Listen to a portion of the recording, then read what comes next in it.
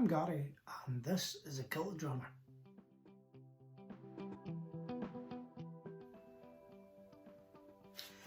Welcome back folks, welcome to another little episode of Dining Room Drums, and if you're a regular on here you know that what we do is have a little look at some of these samples and miniatures that I've got lying around on the shelf. And if you have a little look at this,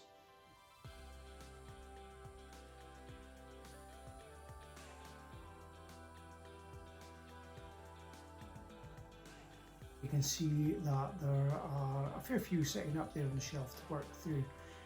And I was kind of doing a little stock check on some of them, and I was having a look at my latest tasting journal.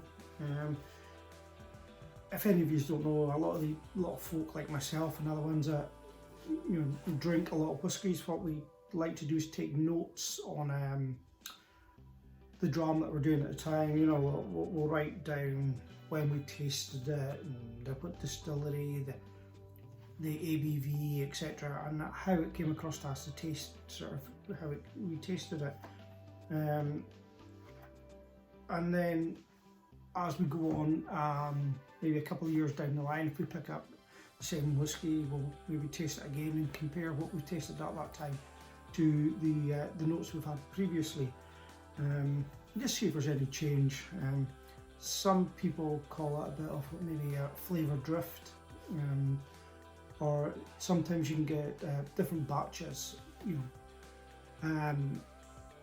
Sort of whiskey's made in a certain batch and then it's sold, and then even a couple of months later, or maybe a year later, they make another batch of what really should be the same whiskey, but there might be some slight variations in the taste of it, just slight.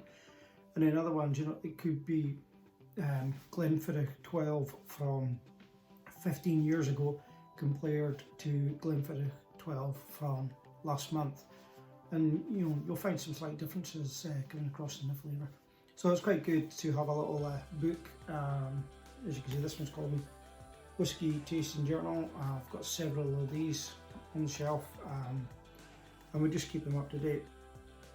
And what I did was, when I was looking through my samples and my miniatures, I noticed that a whiskey I enjoyed, which I'll show you in a minute, and then I realised that I actually hadn't recorded a review of any of the whiskies from that one. So what I did was I had a quick run out and picked up a wee miniature of this distilleries, one of their core expressions. So what I'll do is I'm just going to grab it, and then I'll get it in a glass, and then I'll have a little chat a little bit more about that one. Okay, so what it is anyway, it's a Glengoyne, and this is their 10-year-old, and it's one of the distillery's own miniatures. So get that in there. Decent. Glengoyne Distillery. As I said, I realised that I hadn't talked about it before, so I'll just throw some info out there. Glengoyne Distillery has been going around since early to mid 1800s, somewhere about 1830 in that region. It's changed hands like a lot of these distilleries over the years, and today it's owned by, I think it's Ian MacLeod Distillers. It's been a bit of a family business for the last, 20 years or so, sort of grandfather to son to grandson style of passing on. It is technically a Highland distillery, but it's really on your southern limit of the Highlands. Technically its address, I believe, is within Glasgow, but yeah, it's a Highland distillery. They have the capacity, off the top of my head, around about 1 million litres per year from that particular distillery.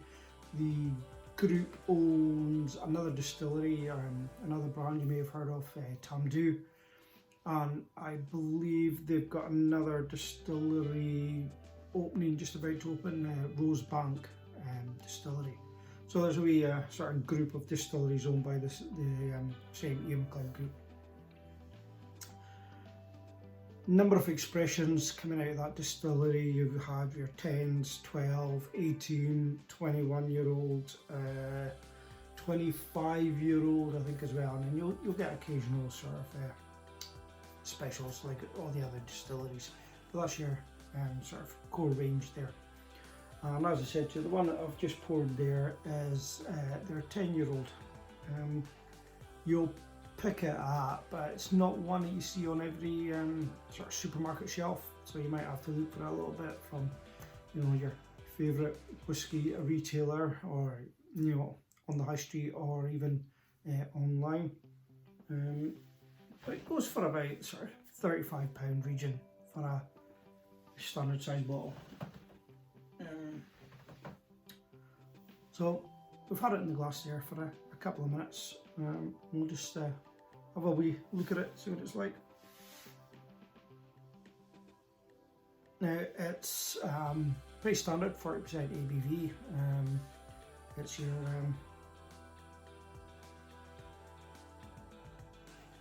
you know, 10-year-old. Horrible term, sort of entry level from this distillery. Don't like saying that, but if we were talking about if you wanted to explore that distillery, it's their sort of youngest whiskey, so to speak. So 10-year-old, 40% ABV. Well, straight off, there's kind of a bourbon hit to it.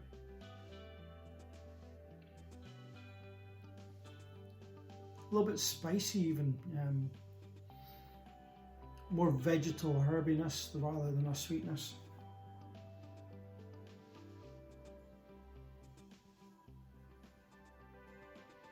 I'm not getting any of a fruitiness about it really. You know, it's more a savoury kind of dram. Nice though. Yeah, we sip.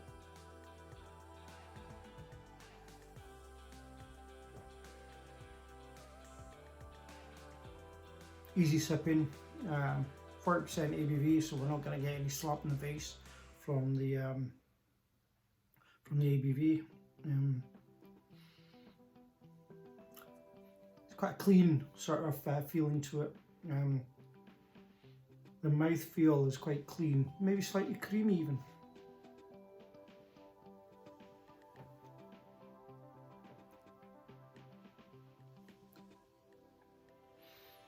You can almost get a good feeling of the barley, you know, the malt coming through in it. Yeah, like I said, there's a creamy feeling. It's almost a rich feeling to it. Very clean, rich, malty dram there. Like no burn, nothing harsh. It's got a long finish on it.